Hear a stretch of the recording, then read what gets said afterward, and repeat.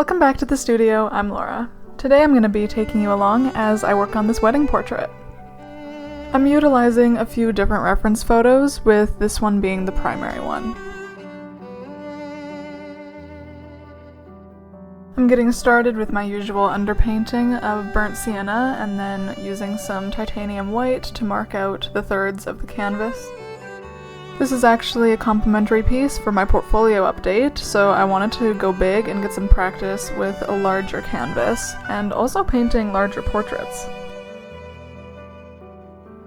I want to spend some time in this video reflecting on what an amazing year it has been. It's now December and we're coming up on 2025, which is insane to me. I'm actually very excited for next year. I think it's going to be a fabulous year, especially 2024. I've done so much and there's only more to do next year and more to accomplish and more things to try. So I'm really excited for another year of just doing new things overall and hopefully getting my wedding painting business more traction. As I mentioned earlier, this painting is actually a portfolio piece that I'm doing for a distant relative of mine, and she just got married, so I was like, oh yeah, perfect opportunity to have someone to paint. I will be doing another wedding painting in December as well for my friend that I've painted twice before, and I'm very excited to do that one as well because she was so beautiful. I'm like, oh, so excited.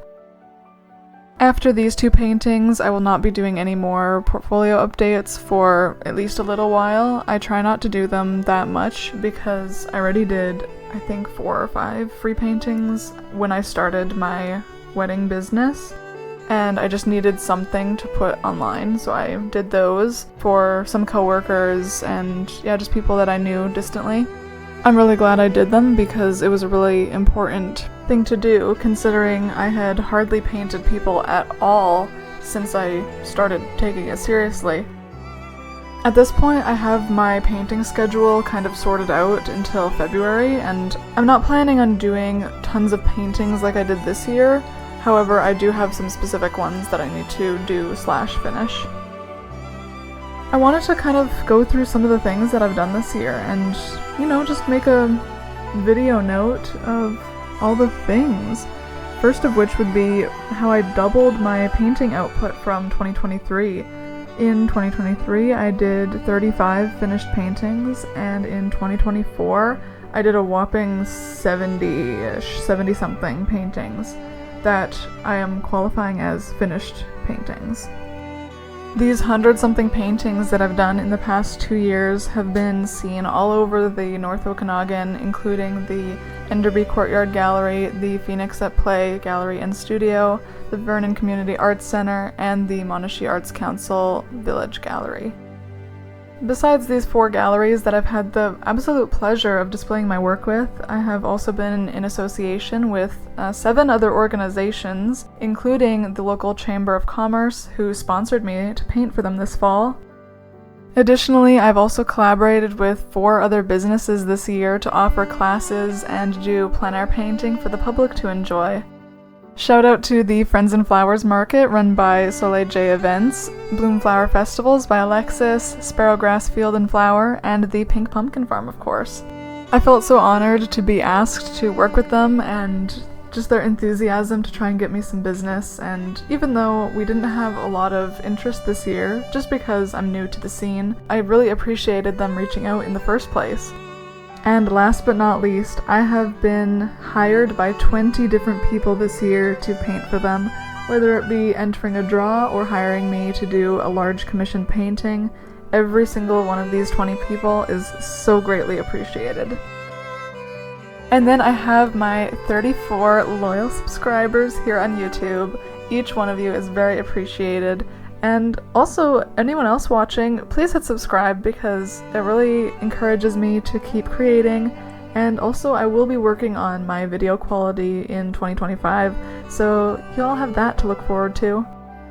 As for video frequency, this year I am so proud to have posted a video on the 1st of every month, and sometimes it's been a bit of a struggle. Yeah, that's how it's going. However, I would like to be posting every other week if I can. And I'll just be starting to pluck away at that, start working on some extra videos in the background, and hopefully I'll be able to increase my posting frequency within the next year as well. I would love to eventually have a space where I can film kind of like day in the life videos, maybe some, just like conversational type videos. So definitely comment below if there's anything that you would be interested in seeing from me. And yeah, I'll be keeping you updated on how things are going. I'm pretty sure I mentioned before that I'm actually planning on moving in the spring of next year, so that will ideally provide me with the space that I would like so I can kind of change up the types of videos I'm making as well. At some point I would really like to make sketchbook oriented videos, like, filling a spread, something like that, because I really enjoy drawing. Drawing is kind of my first love, if you will, and I would love to show you how I plan out paintings as well.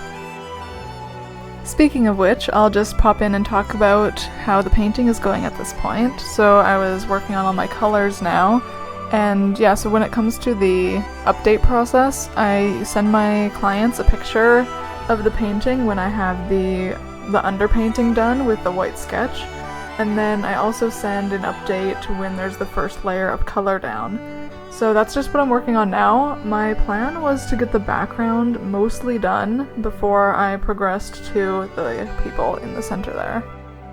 I had been painting for about an hour at this point, and my palette was in desperate need of a refresh, so here you can see I'm taking the paint off of my dirty palette and just putting it onto a nice clean palette sheet, so that way my colors don't get all muddy when I move on to the skin tones. And I also changed out my paint cloths because they were looking a little gnarly.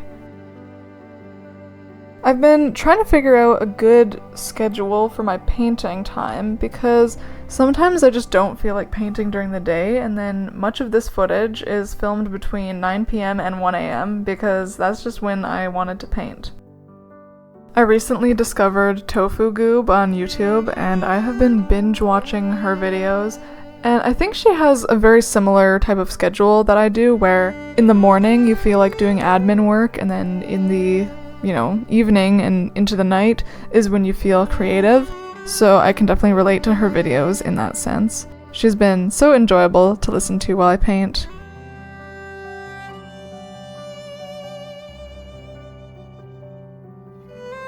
Finding creators who emulate the type of personality and the type of content and everything that I strive for is very inspirational to me because, like I've said about art, you always need more inspirations, and when you're giving out creative energy, you have to be bringing it in as well.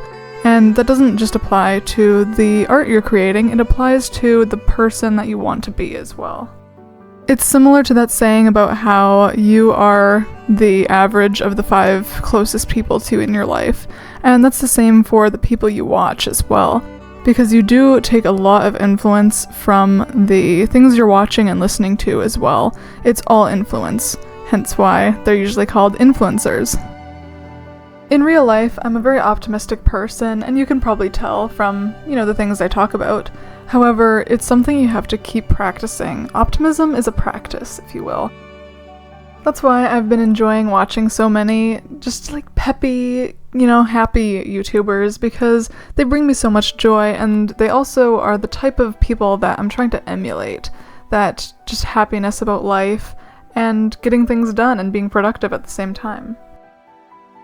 And speaking of getting things done, I have now finished up to the second update of the painting. So this is what it was looking like when I sent the second update. And then I think a couple of days later from that, I finally got started on doing the faces, which I'll admit I procrastinated a little bit because it was kind of scary to get started, but it had to be done. So I was like, okay, I'm just gonna do it. And then I just got started by finishing up some of the background and really refining it because I didn't want to have to fiddle with the background too much when the faces were looking good.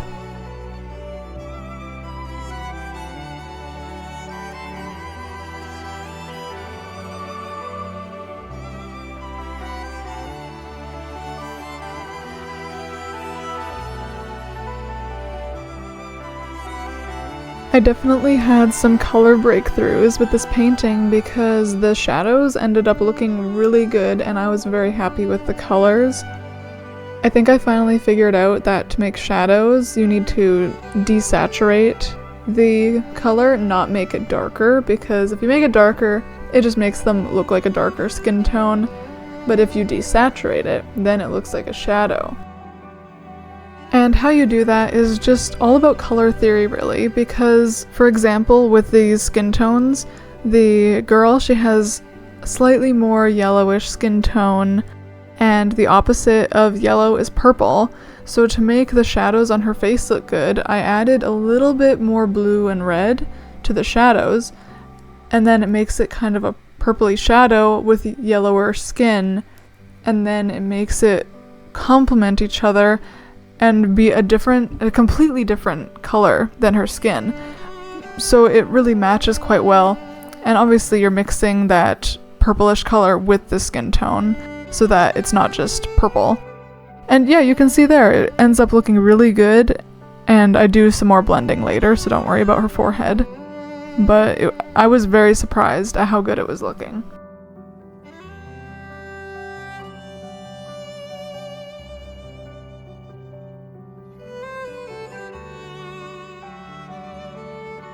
This is definitely the first wedding painting I've done where the people actually both look like themselves, which is always a plus.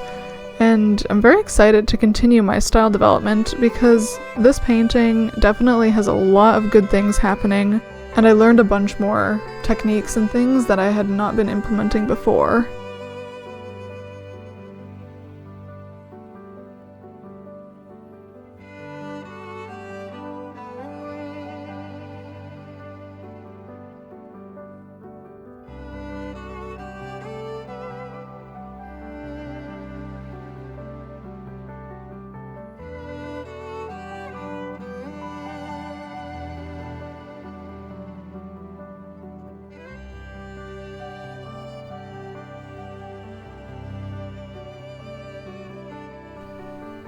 I got a fresh palette of paint ready and got started on the groom's hand behind the bride's back.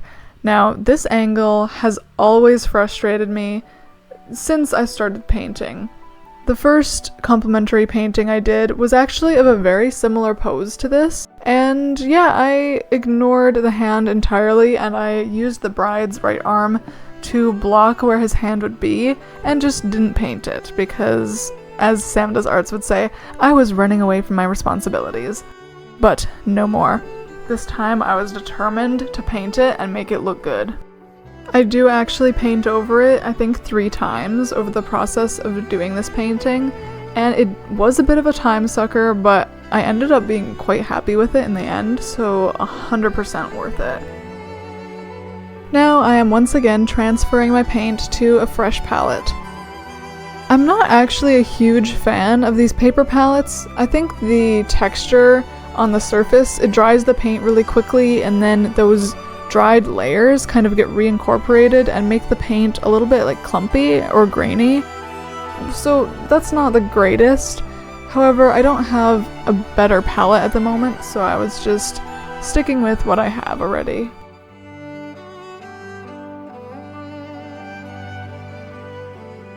While I was working on this painting, I was also rediscovering my love of How to Train Your Dragon. I just kept seeing some clips on YouTube from the first movie, so I had to rewatch it, and then I ended up rewatching the whole trilogy, 2 of which I watched while I was painting. I just set up my laptop on my little filing cabinet and then had the audio playing in my headphones, because Bluetooth is a magical thing. I guess seeing how much better this painting is than so many others I've done was just reminding me of what inspired me in the first place. If you've watched my first YouTube video on this channel, then you'll know that How to Train Your Dragon was what initially inspired me to start creating in the first place. All I wanted to do was to be able to draw the dragons, especially Toothless, of course, and be able to do them well. I mean, a little better than he draws anyway.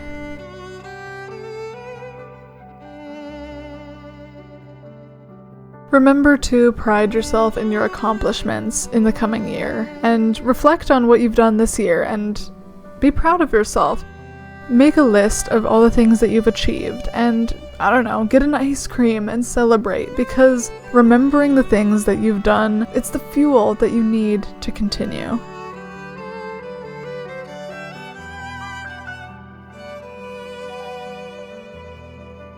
Now I was finally getting on to the other details, so here I was working on the dress straps and then moved on to the lace detailing.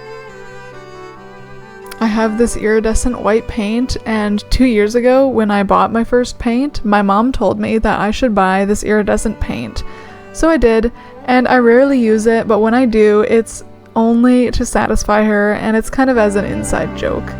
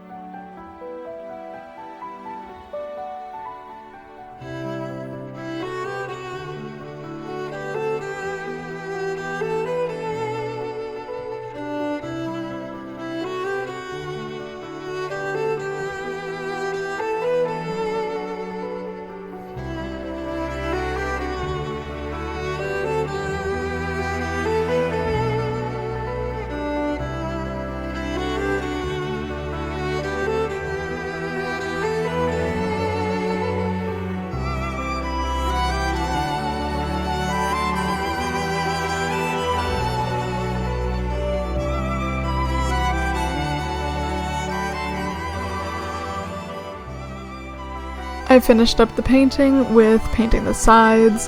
This is just a last step I do that I think is really important because it symbolizes the finality of the painting. And with that, it was finished. Here's a final look at it. Truly my best work yet. I'm very pleased with it, and I can't wait to continue painting and developing my style. I've definitely been able to practice some things in this one, and I will have another one to show you next month on January 1st, so make sure to subscribe and stick around to see that. Thank you so much for watching, and until next time, happy painting!